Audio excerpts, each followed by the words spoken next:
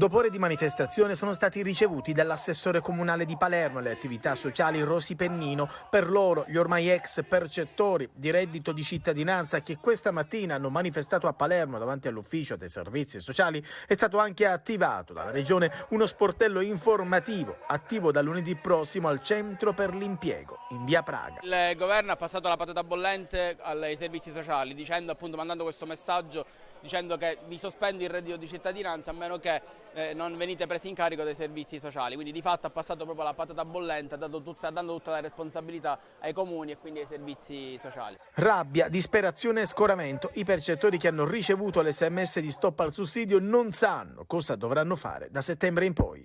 Questo scrive l'Inps, con tanti saluti. Questo è il messaggio che manda l'Inps. E loro si sono aumentati 1.200 euro di stipendio perché non possono campare, poverini.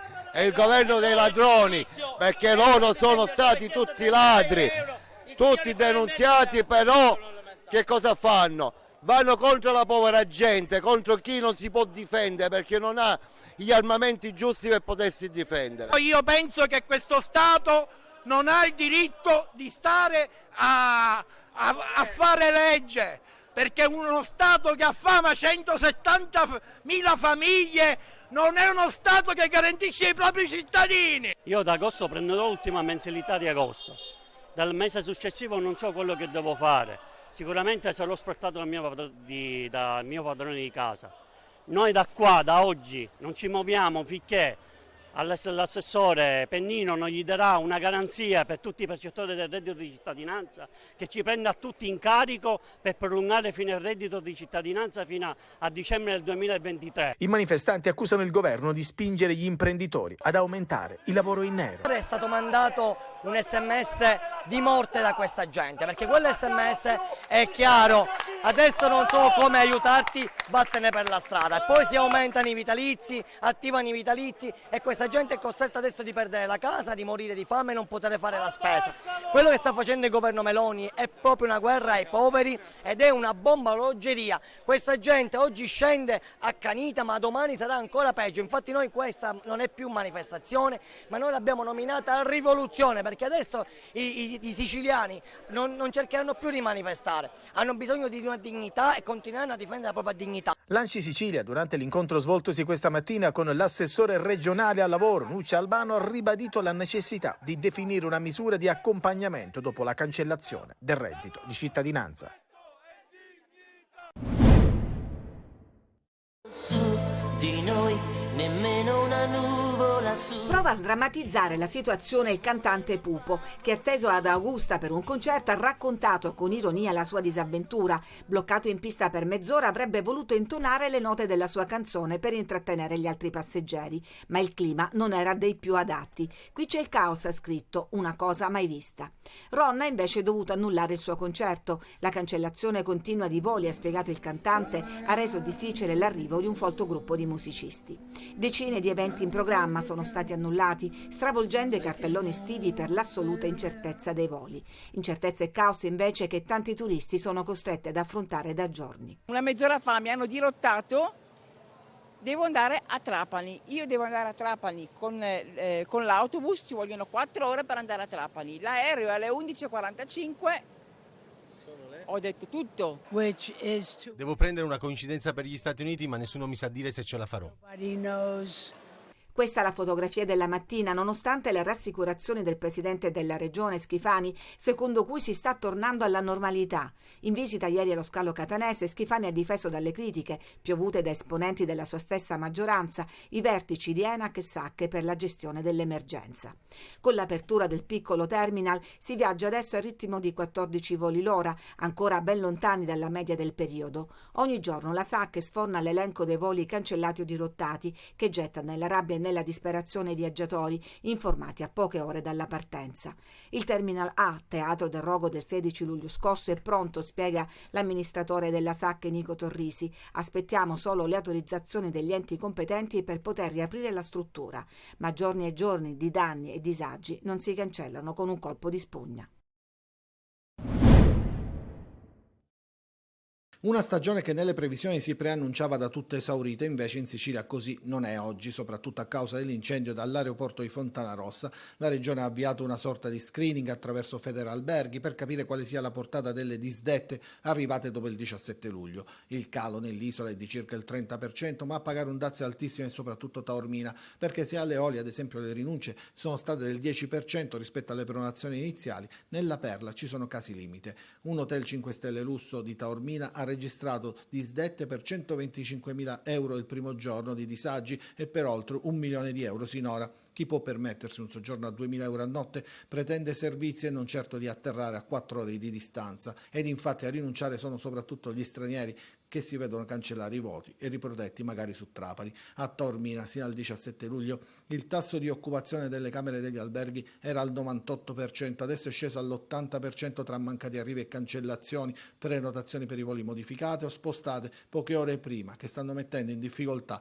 tutte le strutture. Il lavoro per la nostra reception è enorme perché non fanno altro che stare lì al telefono, rispondere a delle email, cercare di accontentare i clienti perché in qualche modo noi siamo il loro punto di riferimento, probabilmente molto più che un call center di una compagnia aerea, perché da noi rispondono degli esseri umani che lavorano nella struttura, che conoscono le problematiche, la prenotazione, sanno subito di chi stiamo parlando e quindi cercano di aiutare il cliente con la massima empatia. Ma gli albergatori segnalano anche come il danno economico sia invece maggiore perché saltano anche i servizi accessori come le escursioni e il mancato introito si attesta intorno al 30-40%, ma la preoccupazione anche e soprattutto per il danno di immagine a lungo termine. Le immagini dei disagi all'aeroporto di Catania, le lunghe code, le difficoltà nei collegamenti rischiano di scoraggiare chi vuole trascorrere un periodo di vacanze in Sicilia e nemmeno i siciliani viaggiano, ma per una questione economica una famiglia su 3 non può permettersi una vacanza e anche i prezzi per una gita nell'isola sono esorbitanti con tariffe per notte mediamente che si aggirano tra i 140 e i 200 euro.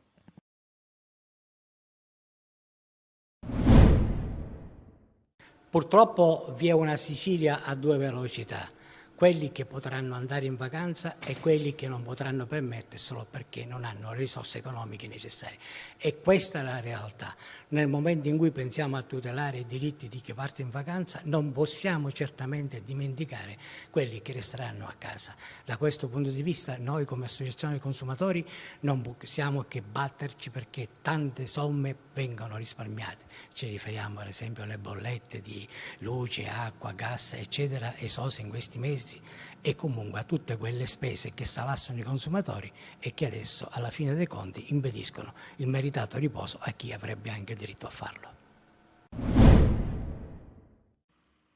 Il disastro di Bellolampo ha avuto una serie di ripercussioni non solo sui rischi per la salute pubblica, ma anche sul fronte dell'emergenza rifiuti, tanto che la raccolta bloccata in questi ultimi giorni ha provocato numerose discariche a cielo aperto a Palermo, un'allettante condizione per i piromani che hanno dato fuoco anche questa notte ai cumuli di spazzatura.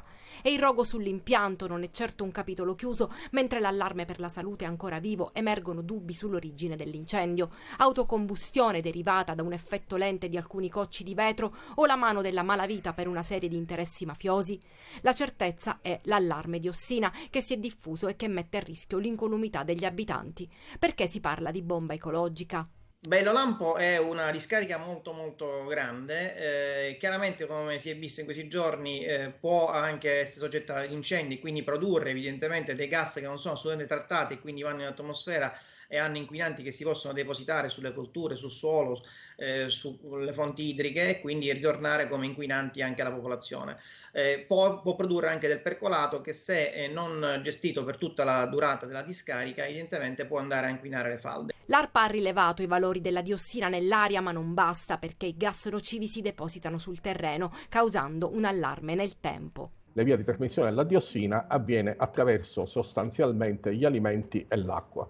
Avviene la ricaduta, avviene nei terreni c'è una intrusione della diossina nei terreni, una crescita della vegetazione ed un trasferimento nell'alimentazione. Il contesto è anche territoriale perché, dice Cottone, non riguarda solo Palermo ma anche altri comuni limitrofi. Poi c'è la questione salute. La diossina è un distruttore endocrino, appartiene alla cosiddetta sporca dozzina, di cui per le persone il più noto è il DDT, che cammina con altre logiche, con altre vie e con altri effetti. Le indagini ambientali intanto proseguono e nuovi rilevamenti si attendono da parte dell'ARPA.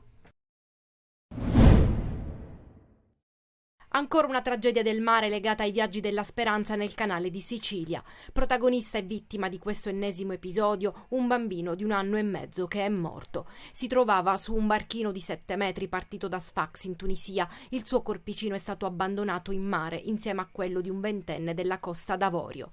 A raccontarlo ai finanzieri sono stati alcuni testimoni tra i 39 migranti soccorsi e trasferiti a Lampedusa. Sull'isola poi una giovane nigeriana al 9° mese di gravidanza ha perso il bimbo che aveva in grembo subito dopo lo sbarco avvenuto ieri sera al Molo Favarolo. Al momento sono 2.200 i migranti ospiti dell'hotspot di Lampedusa a fronte dei 400 posti disponibili. Anche questa è stata una notte di sbarchi dove, dopo il soccorso di 20 barchini, sono approdati circa 800 migranti, tra cui donne e minori. Ad agganciare le carrette le motovedette della Guardia Costiera e della Guardia di Finanza, ma anche i natanti di Open Arms e della ONG Astral che hanno soccorso diversi gruppi di migranti. Sull'isola in 24 ore ci sono stati 38 sbarchi con un totale di 1.377 persone e attualmente sono oltre 2.200 i migranti ospiti dell'hotspot, anche se alcune centinaia sono state trasferite a Porto Empedocle.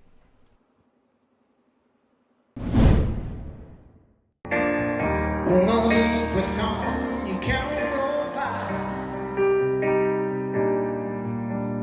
come questo che non riesco a togliere dal cuore da quando c'è. Forse anche questo resterà. Il duetto con la figlia Aurora è stato forse il momento più emozionante delle 2 ore in cui ha incantato i 5.000 spettatori del Teatro Antico. Eros Ramazzotti fa il pieno a Taormina, che ospiterà il cantautore romano ancora per 2 serate. Grandi emozioni per il suo battido e infinito tour che ha fatto registrare 65 pienoni sinora. Ramazzotti gioca con le sue canzoni, combinano stile, miscela melodie e sonorità. Forse oggi non si dovrebbe lottare per farsi sentire di più.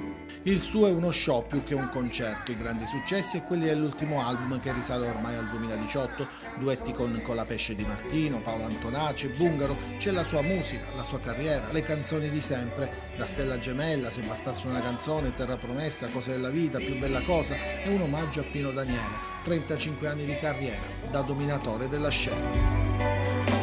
Vivere questa vita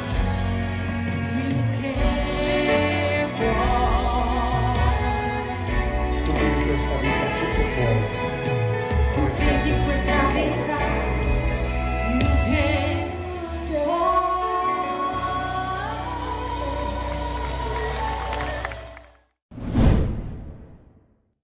La giornata dell'arrivo a Catania del nuovo portiere Livieri alla prima seduta col gruppo rossazzurro diventa inevitabilmente la giornata di Ciccio Lodi. Lui, bandiera rossazzurra, entra nella dirigenza del Catania, lo annuncia il vicepresidente Grella. Io penso come simbolo di rappresentanza una figura riconosciuta non solo in Italia ma in tutto il mondo.